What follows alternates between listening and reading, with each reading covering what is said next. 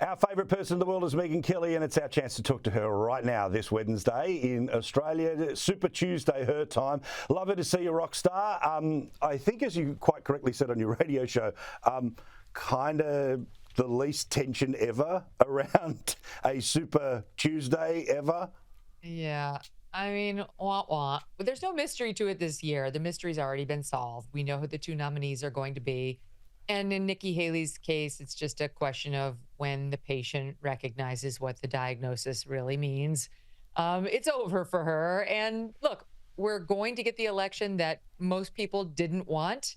And if you're a Republican, that's good news, because even though Trump may not be your first choice, right now he's crushing Joe Biden in the polls. We're a ways out. Anything could happen. But as of today, you'd have to feel pretty good.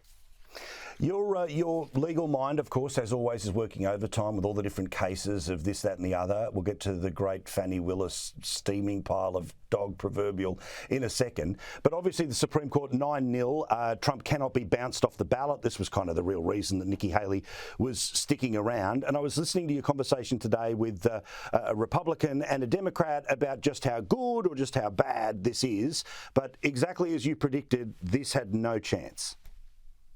No, I mean, it was a resounding victory for Team Trump and for democracy, frankly. I mean, how can you let some unelected person, judges in Colorado and in Maine, it was an elected person who wasn't even a lawyer, just say, he's an insurrectionist, he's out, and ruin the federal election of a president for the rest of the country? It makes no sense.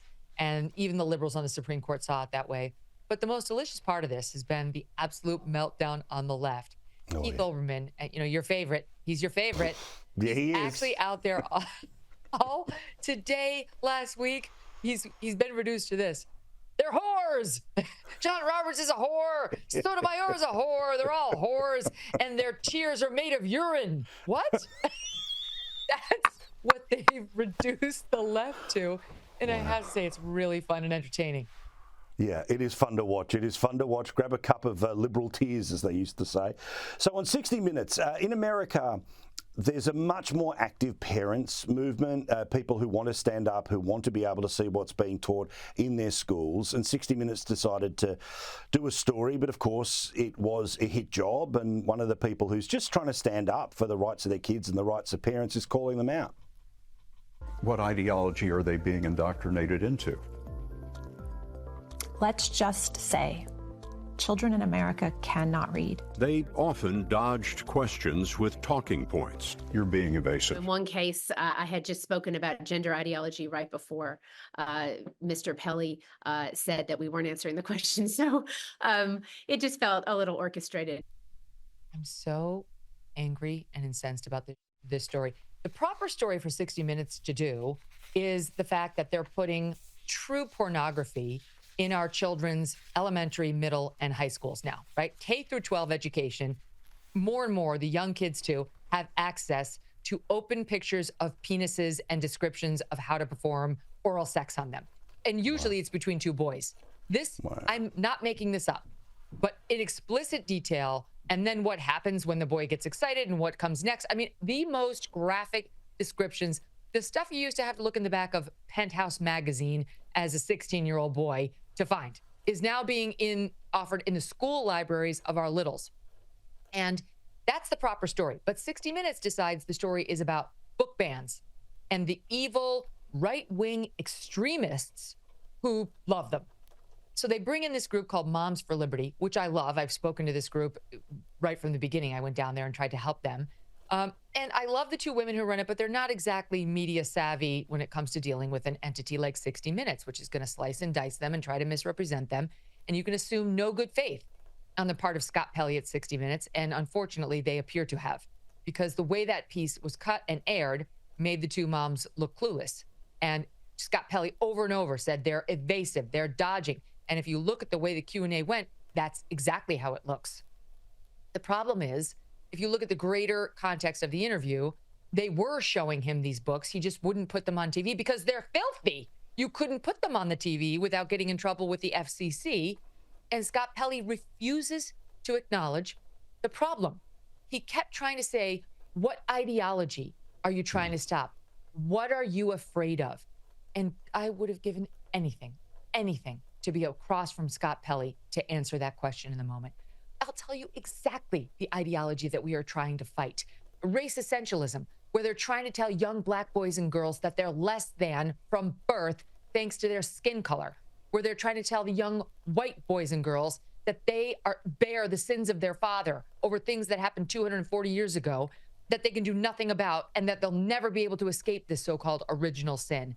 Gender ideology, radical, where they're offering sex changes, the idea of sex changes to children like it's a menu item for lunch, that they can go from pizza to a burger without disclosing anything about how puberty blockers take you directly into cross-sex hormones in 97% of the cases. And then you're sterile. You're sterile with no sexual enjoyment for the rest of your life. Is that just a small little thing you want introduced to your third grader without your consent? That happened to me, Scott Pelley. That happened to my boy at my boy's school. It happened to all the boys in his third grade class. That's one of the things that we fear and the ideology that we're fighting. And most of all, what's in these books is the totally inappropriate sexualization of children at a completely inappropriate age. This is not 17-year-old boys trying to read something sexy. This is smut that's being peddled to fifth graders. And you know what it does? And he wants to dismiss the people who say these are groomers who want to put this in front of our kids as it's absolutely disgusting what he said. He said they're conspiracy theorists and they're extreme right-wing hate groups. This is an extremist smear who used the term groomers. Absolutely not. You know what a groomer does? The way that term is used today, yes, it does mean in some context somebody who's trying to lower your child's defenses so that he can molest your child. But it is also used to describe someone who is lowering a child's sexual inhibitions, leaving them vulnerable to someone else's exploitation. You don't have to be the molester for you to be considered a groomer by putting this kind of material in front of our kids. And it's happening more and more and more. And let me just tell you that the studies are legion that show that this is what people do who want to hurt children. They intentionally try to get inappropriately sexual material in front of the young ones to try to get them used to it. And they exploit a child's natural and innocent curiosity about sex to get them thinking it's fine to talk to grown-ups about that. It's fine to see that content everywhere. There's nothing weird about an adult, maybe a trusted person like a teacher or a librarian, giving you a book about fellatio. That's normal. And then in comes a molester, and we just had a molester arrested at a school in Connecticut last week, by the way, to take advantage of those lowered inhibitions. It happens. And if it's not going to be the teacher who comes in and exploit it, it could be a family member, it could be an uncle. You don't know. The point is, there's real danger in exposing children to this stuff too soon. He says it's just a few cases. That's a lie, too. It's all over the United States, which 60 Minutes would know if it did 2 minutes of homework. Well, and as you say, if he can't read the book on television, how can the book be taught in school? Exactly right. They don't care. They just want to say that those are a couple of mistakes and that we could all agree that they don't belong in lower schools. But that's the problem. We are not all agreeing that they don't belong in lower schools. We've seen teacher after teacher come out and defend these types of books. We saw Joy Reid on her MSNBC show defending these very books, trying to say it's a ban if you don't want it in your child's school. How is it a ban? Go to the damn library. Order it on Amazon. Books have never been more accessible. In fact, the only thing that's getting banned on Amazon is not this filth, but books and movies that have a heterodox approach to issues of race and gender, like Abigail Schreier's book, Irreversible Damage, like Shelby and Eli Steele's movie, What Happened to Michael Brown. Those are the things that get banned on Amazon, and 60 Minutes somehow doesn't get around to doing a piece on that. Yeah, bloody oath. Well said, well said. And also a great point too about these are normal people trying to fight back, and when you're coming up against the slick machine that is a media who knows how to ask a question and edit an answer, you stand no chance. Thankfully, they have people like yourself who back them up and give them air support and more strength to your arm. Fani Willis, the lady who, well, we all know, was in the inappropriate relationship just when it started. Well, people have been able to prove thus far that it was way before. She said it started. Now, I thought this thing was done. I thought we were at closing arguments, but a new witness? Two new witnesses. Ooh. Yeah. I mean, she's going down. I'm sorry. Like, if this judge has any spine whatsoever, she's going down. Nathan Wade's going down. And the only question is whether they're going to get disbarred, disciplined, and potentially charged. Because I'm telling you, in my very strong legal opinion, they committed perjury on the stand. That's a felony. They got up there, they told material untruths about a matter that went right to the heart of what they were trying to litigate, which is, did you have an inappropriate relationship that led to him giving you kickbacks? That you hired your lover, you paid him way more than everybody else in the office got paid, or the other special prosecutors, and then he took you all over the world, and that's a kickback. That's an illegal kickback that's not allowed under federal or local law. That's the argument. At a minimum, they lied about it. There's no question at this point that this affair began long before 2022 when they admit it began, according to at least 3 witnesses by my count now, back around 2019, maybe 2020 at the latest. But that's what Trisha Robin Yurti said when she took the stand. She was Fani's best friend for many, many years, her close friend.